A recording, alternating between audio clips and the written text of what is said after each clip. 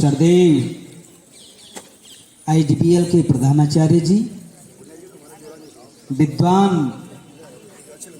हमारे शिक्षक और शिक्षिका साथियों, प्यारे छात्र छात्राओं, प्रतिज्ञा करते हैं। फिर थोड़ा सा इसके बारे में संक्षेप में आपको बताया जाएगा कि पानी क्यों हमारे लिए आवश्यक है। तो प्रतिज्ञा के लिए हम लोग तैयार हो जाएंगे कि पानी हमारे लिए कितना आवश्यक है। पानी बचाने और उसके विवेकपूर्ण उपयोग की शपथ लेता हूँ। मैं यह भी शपथ लेता हूँ कि जल का समुचित बूंद का संरक्षण करूँगा और पानी को बचाने के लिए अपने आसपास मोहल्ला, गांव तथा शहर में जन जन को जागरूक व प्रेरित करूंगा। मैं पर्यावरणीय संतुलन बनाने में अपना पूर्ण योगदान दूंगा।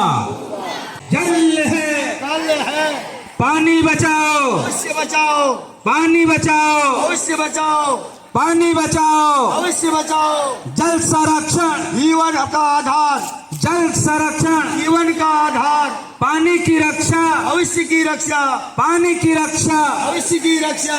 जल बचाओ, जीवन बचाओ, जल बचाओ। जीवन बचाओ। जंगल के हैं तीन उपकार, मिट्टी, पानी और बयार, जंगल के हैं तीन उपकार। मिट्टी, पानी और बयार। और पानी कितनी जरूरत है हमारे लिए, हमें इस अप्रैल के महीने में पता चल चुका है कि जिस समय मौसम एक सुहाना हुआ करता था, पर्वतों से आने वाली ठंडी हवा शहरों को शीतलहर में बदल दिया करते थे।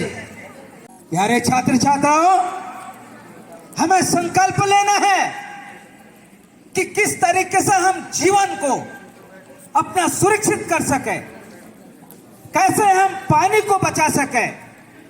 और जब पानी होगा तब ये जीवन होगा, पानी नहीं तो जीवन भी नहीं होगा।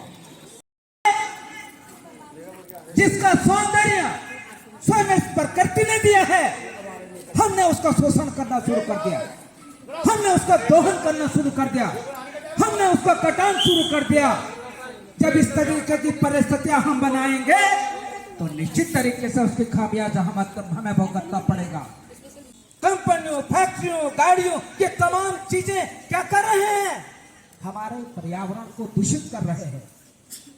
हमारे पर्यावरण को दूषित करने होना हमारा जीवन असुरक्षित होना। क्यों ना हम छोटे छोटे पहल करके, सरकार ने कई प्रकार की योजनाएं की हैं, निःशुल्क भोजन दे रहे हैं आपको, निःशुल्क राशन दे रहे हैं आपको, कई आपके गांव के विकास के लिए इस तरीके की योजनाओं को तैयार किया है ताकि आप सुरक्षित रह सके। लेकिन क्या हमने सरकार का खाया, इस धरती का उपभोग किया? जीवन लेने से लेकर मरने के बाद भी मनुष्य का जो राग होता है इस धरती में रहता है, इस धरती को मनुष्य क्या देके जा रहा है? क्या कभी आपने मनन किया कि पूरा हमारा जो 80-90 साल का एक नायक की भूमिका की तरह ये जीवन हमारा इस धरती में आया है। इस धरती में कई एक्टर बनकर के हम कार्य कर रहे हैं, लेकिन इस धरती को दे क्या रहे हैं हम? इस धरती को सजाने के लिए क्या कर रहे हैं हम? मेरा ये हरा चोला पहनने का मतलब ये नहीं है कि मैं बहुत बड़ा इंसान बन जाऊं, बल्कि यह है कि हमारे आने वाली पीढ़ी का भविष्य किस तरीके से हम सुरक्षित बना सकते हैं। यह हमारा प्रयास होना चाहिए, यह हमारा संकल्प होना चाहिए। इसके लिए हमको पहाड़ नहीं खोदना है। हमने कहा हमारे जो भी आयोजन होते हैं, हम इस धरा को सजाने के लिए एक एक पेड़ लगाते। हमारा जन्मदिन है, हमारा अपने जन्मदिन को यादगार पलों में बदलते हुए एक पौधा उपहार स्वरूप इस धरती को दे दे। हमारे घर में हमारे माता पिताजी का शादी की सालगिरह है, सबसे बड़ा उपहार वो होगा धरती को हम एक पौधा लगा के देंगे, और जो धरती का संघर्ष सजा कर रखेगा। क्यों हम प्रयास नहीं कर लेते हैं? किसको देखा सरकार पहल करेगी, धरातल पर हमको असली भूमिका नायक हीरो बन के काम करना होगा, तब जाकर ये धरती बचेगी। वरना ये धरती ऐसे तकते रहेगी, ओजोन बड़ा जिस दिन फट जाएगा ये धरती का नामो निशान मिट जाएगा। इसलिए इस पर्यावरण संतुलन बनाने का संकल्प आज के दिवस में हमको लेना चाहिए, ताकि हमारा पर्यावरण संतुलन बनकर हम स्वच्छ आबोहवा में जी सके, हमारा जीवन सुरक्षित रह सके, हमारे आने वाली पीढ़ी कूलरों इसे पंखे के नीचे सीने के लिए मजबूर ना हो, बल्कि जिस तरीके से हमारे पूर्वज स्वच्छ हवा में जिया करते थे, स्वतंत्र वातावरण में आचरण विचरण किया करते थे, ऐसे ही वातावरण बनाने की जिम्मा हम लोगों को लेना होगा। अगर हमने इस प्रकार का जिम्मा नहीं लिया तो वो दिन दूर नहीं होगा जिससे धरती में जो है खाली राख के ढेर सामने मिलेंगे। और इसका दोषी सबसे बड़ा मनुष्य है, जिसने इस प्रकार की परिस्थितियां बना दी है। इस विद्यालय में रहने वाले, या हमारा घर है या हमारा मंदिर है, इसकी सुरक्षा का जिम्मेदारी भी हम लोगों की होनी चाहिए। हैंडपंप से पानी निकाल रहे हैं, ऊपर आसमान से तो पानी आ ही नहीं रहा, तो धरती के नीचे पानी कहां से जाएगा?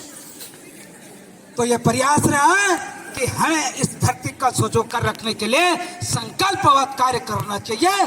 जिस दिन हमने ये ठान लिया इस धरा का आवरण को बदल देंगे, निश्चित तरीके से उत्तराखंड नहीं दुनिया के लोग सीख लेंगे। हमारा भारत देश है और भारत देश का वो राज्य होगा उत्तराखंड, जो पूरा दुनिया को सीख देगा, और ऑक्सीजन भंडार के रूप में हम इस राज्य का विकास करके रॉयल्टी लेने का भी कार्य करेंगे।